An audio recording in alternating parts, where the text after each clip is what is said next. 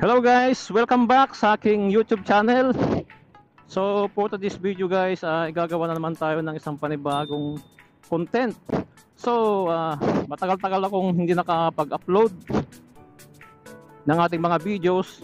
So nakapending pa yung mga ini-edit kong mga videos o yung mga ginawa natin patungkol sa Shogun natin. Pero for today's video guys, kung napapansin nyo, ay iba na yung ating gamit-gamit na motor. Nice. So yun, naka-sniper na tayo. Sniper 155. Uy, sana all! At si Shaggy natin, yung ating Shogun, is hindi ko pa naman siya bibitawan. At gagawa pa tayo ng siguro mga content patungkol sa ating Shogun. Ang rason kung bakit ako naglabas ng Sniper 155 ay matagal ko na talaga itong pangarap na motor. Actually, hindi to yung unang pinangarap kong motor. Kasi nga, nung time na nilalabas ko si Shogun ko, is kasabay naman niyang lumabas dati yung Raider 150, yung unang-unang Raider. So nagkaroon ako ng obsession sa Raider 150, pero hindi ko talaga siya natupad dahil nga walang budget.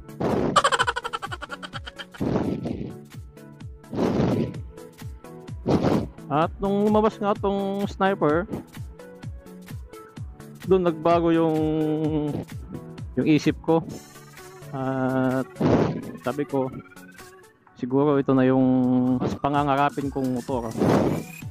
So ayun, at natupad na rin sa wakas.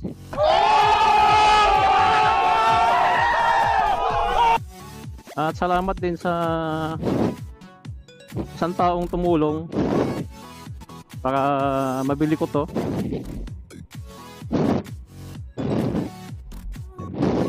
Baga, ito yung kanyang birthday gift para sa akin.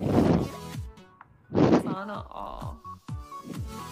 At yun nga yung aking kapatid. So shoutout sa aking kapatid. Maraming salamat sa regalo.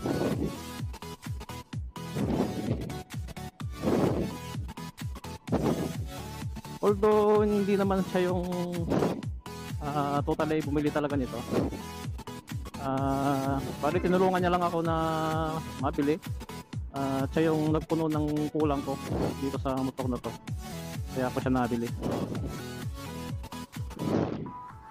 At saktong-sakto naman birthday ko. At yun nga, para sa akin ito na yung pinaka the best gift for my birthday.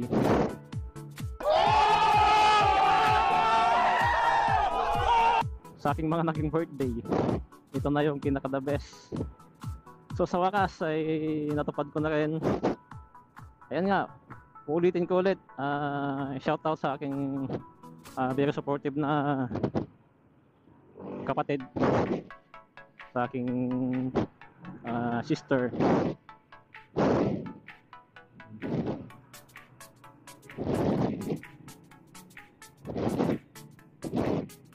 Bali ang petsa pala ngayon, September 14, kahapon yung aking birthday.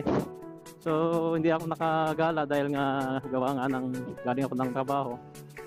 At ayun, naglaba pa nga ako. Tapos yun, natulog. Tulog lang ako maghapon. Tapos mag-isa lang ako nag-celebrate guys. So kahit na mag-isa akong nag-celebrate, malungkot dahil nga nag-iisa.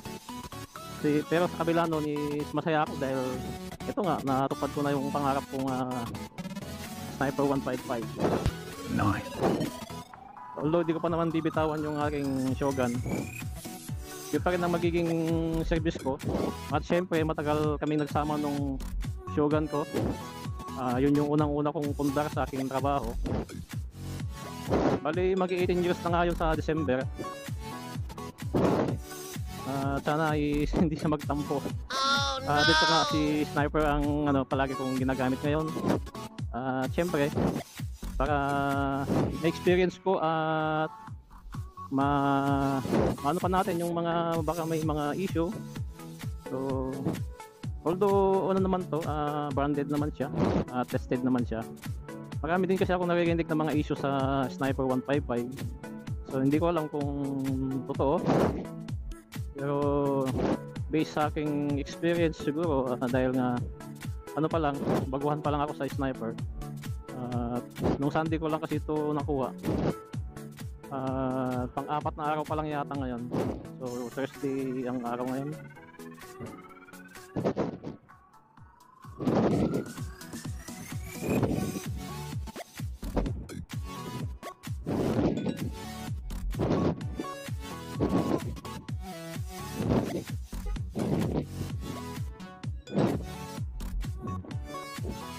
Dadaan muna tayo dito sa sa LTO office. At meron lang tayong itatanong patungkol sa mga tungkol dito sa ating motor kasi nga bago siya. Mga guidelines patungkol sa mga plate number kasi nalilito rin ako. Kasi ang dami-daming nilang pinapalabas ng mga memorandum. Yung design ng tawag ito ng plaka, mga temporary plate. So para makasiguro guys, dadaan na tayo dito at hindi man tayo nagmamadali. Bali pupuntahan ko kasi yung kasa saan ko to nilabas. Pwede ko na babanggitin guys kung anong kasa yon. Meron na akong kukunin na dokumento. So pinapabalik ako ngayon, kaya ito, lumabas ako. Init.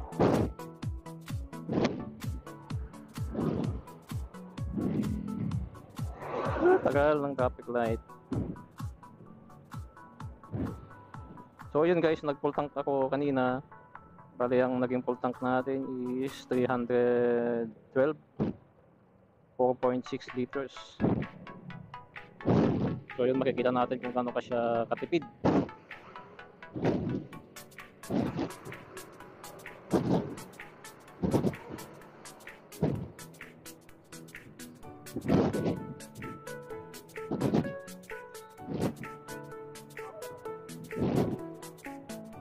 So yun guys, nandito tayo sa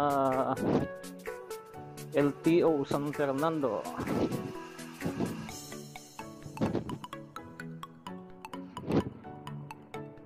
Tatanong lang tayo.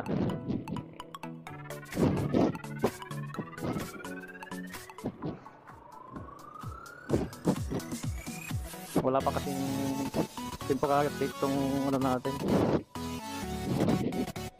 Yan, tatanong tayo sa loob ng LTO.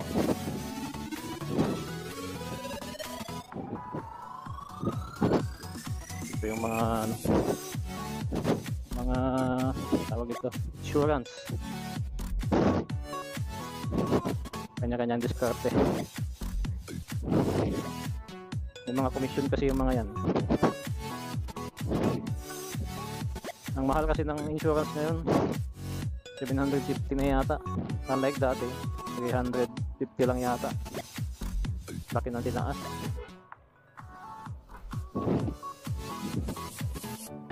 Lubusina.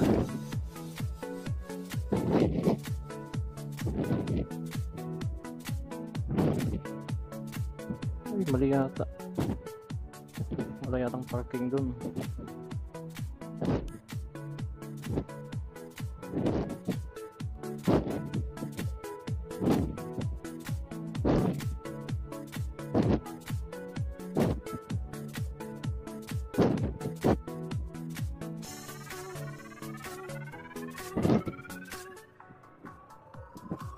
Dito pwede makarating dito.